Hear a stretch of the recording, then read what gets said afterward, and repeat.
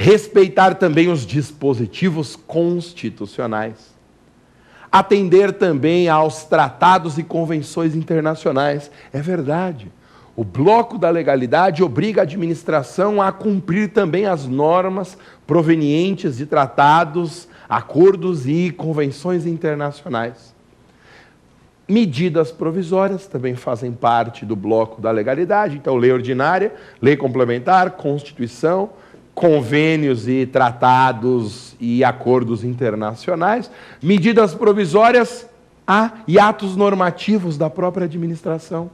É isso. A doutrina mais moderna tem feito essa afirmação.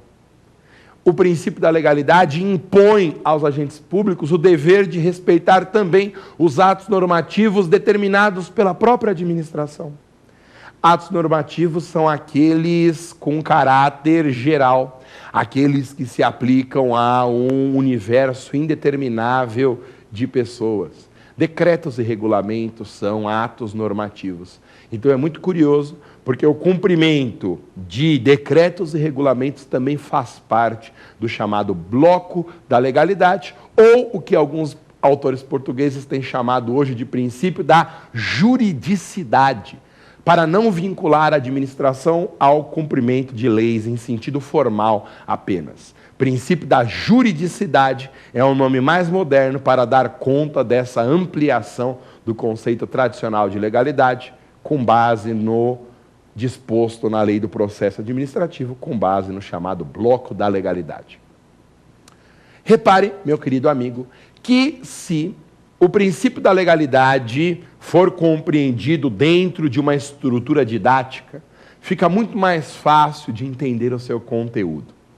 Você deve saber que um dos maiores juristas de todos os tempos, e eu humildemente, na minha opinião, considero o maior de todos, o jurista europeu Hans Kelsen, dizia que o ordenamento jurídico é como uma pirâmide. Pirâmide porque as normas não estão no mesmo nível. Há diferentes patamares, diferentes degraus dentro do ordenamento. As normas estão dispostas hierarquicamente em uma linha vertical.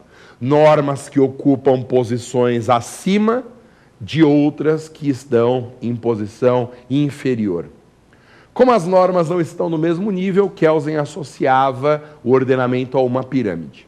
Imagine, meu querido amigo, que essa pirâmide esteja dividida em 3 seções principais. Na parte alta da pirâmide, a norma sobre todas as outras normas, a Constituição. No degrau abaixo do nível constitucional estão as leis, cuja fonte de validade é a Constituição. Por isso que as leis estão num patamar inferior à Constituição. Porque nessa relação de ser fonte de validade da Constituição, ser fonte de validade da lei, ela, em termos lógicos, em termos orgânicos, sempre ocupa uma posição superior à posição ocupada pela lei. E na base da pirâmide, no patamar mais baixo da hierarquia do ordenamento, estão os atos administrativos. Abaixo do patamar da lei e muito abaixo do nível da Constituição, porque os atos administrativos extraem a sua validade da lei. Então é isso. Como os atos administrativos estão em uma posição de inferioridade em relação à lei, havendo um conflito entre o ato administrativo e uma norma legal, este conflito sempre se resolve em favor da lei. Não há nenhum caso, no direito brasileiro, em que do conflito entre o ato administrativo e a norma legal prevaleça o ato sobre a norma. Não há nenhum caso. Meu querido telespectador, não há nenhum caso, nenhum. Em 100% das vezes em que um ato administrativo colidir com uma disposição prevista na lei, a lei prevalece sobre o ato, por uma questão de hierarquia. Esse é um dos conteúdos do princípio da legalidade. Havendo conflito entre o ato e a lei prevalece e o ato é nulo. Esse é um desdobramento do princípio da legalidade. Bom, Outra pergunta clássica sobre legalidade em direito administrativo na OAB é a comparação entre a legalidade pública, a legalidade do direito administrativo, e a legalidade privada, a legalidade do direito civil. Há muitas diferenças entre a legalidade administrativa e a legalidade privada. Vamos pensar em uma comparação. Quando nós falamos em legalidade administrativa, nós estamos pensando na condição do agente público. Qual é a relação que o agente público tem frente à lei? Ao passo que na legalidade privada nós estamos pensando no status do particular. Qual é a relação que o particular tem com a lei? Legalidade administrativa, condição do agente público. Legalidade privada, situação do particular. Segunda diferença. Na legalidade pública, na legalidade administrativa, costuma-se dizer que o agente público só pode atuar quando a lei autorizar. A relação que o agente tem com a lei é uma relação de subordinação. O agente só atua quando a lei autoriza. Na legalidade privada não é assim. Na legalidade privada, os particulares podem fazer tudo o que a lei não proíbe. A relação entre o particular e a lei não é uma relação de subordinação, como no caso do agente público. A relação entre o particular e a lei é uma relação de liberdade, de autonomia da vontade. Então, o agente público só pode fazer o que a lei autoriza, o particular pode fazer tudo o que a lei não proíbe. Curioso.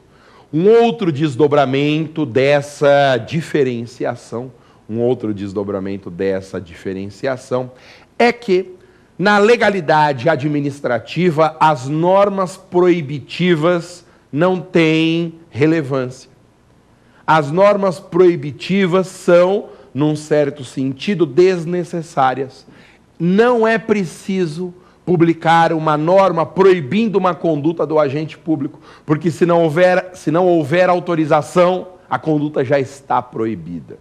Então, as normas proibitivas no direito público são normas sem muito sentido. Pela mesma razão, no direito privado, as leis permissivas não têm razão para existir. Não é preciso promulgar uma lei permitindo o particular fazer algo. Basta que não haja uma lei tratando do tema, que o assunto já está autorizado. Costumo dizer isso, meu querido telespectador, minha querida telespectadora, costumo dizer que no direito público as leis proibitivas ou têm uma função apenas de reforçar uma conduta vedada ou de criar uma exceção dentro de uma permissão geral prevista na lei. Ao passo em que no direito privado, as normas permissivas ou têm uma função apenas de reforçar uma autorização pressuposta no sistema ou de criar uma exceção a uma proibição geral. Essa é outra diferença entre a legalidade pública e a legalidade administrativa. E para encerrar, a última diferença importante está no fato de que o silêncio do legislador deve ser interpretado de diferentes maneiras se eu estiver analisando a condição do agente público ou a condição do particular. Para o agente público, o silêncio da lei equivale a uma proibição. Se a lei não falar nada sobre um tema, se houver uma lacuna, uma falta de norma, o agente deve interpretar essa falta de norma como uma proibição de agir. Ao passo que o silêncio do legislador no direito privado representa uma autorização. Havendo uma lacuna a respeito de determinado tema, essa lacuna deve ser interpretada como uma permissão de agir para o particular. Consegue lembrar todas as diferenças? Vamos revisar comigo. Legalidade pública, situação do agente público. Legalidade privada, situação do particular. Legalidade pública. O agente público só pode fazer o que a lei autoriza. Legalidade privada, os particulares podem fazer tudo o que a lei não proíbe. Legalidade pública é uma relação de subordinação que o agente tem frente à lei. Legalidade privada é uma relação de liberdade, de autonomia da vontade do particular frente à lei. Legalidade pública, as normas proibitivas não têm muito sentido, porque basta o legislador